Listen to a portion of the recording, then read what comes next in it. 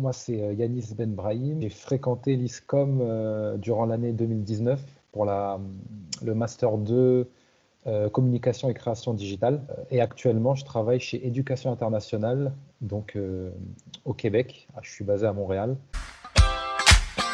Donc Onada, c'est une agence que je viens tout juste de créer, qui a tout juste un mois. Donc on est encore en phase de développement, mais c'est une agence que j'ai montée avec une directrice artistique, qui est une agence spécialisée dans le design graphique et la stratégie de contenu. Donc moi-même étant passionné de contenu, de rédaction, de slogans, etc., on a décidé de monter ça à deux justement pour fusionner nos savoir-faire. Je te dirais que c'est pas forcément une mission professionnelle, mais c'est quelque chose qui m'a occupé bénévolement pendant quelques années.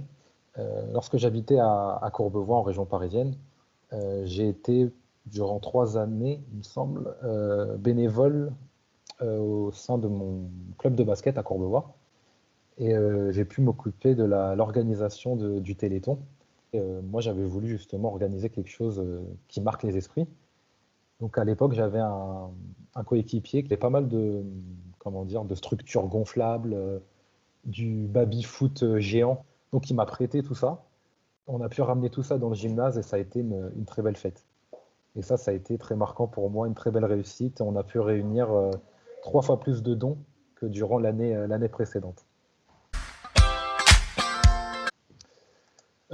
Personnellement, déjà, je souhaite continuer à m'épanouir au Québec. Sinon, d'un point de vue professionnel, on va dire, ouais, un peu voir comment Onada va se développer, mon agence en parallèle. La communication pour moi, je te dirais que c'est un moyen de créer des émotions.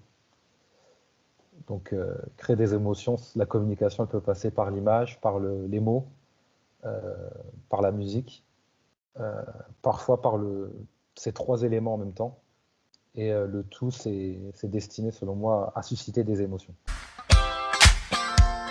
De commencer à constituer son petit réseau professionnel dès l'école.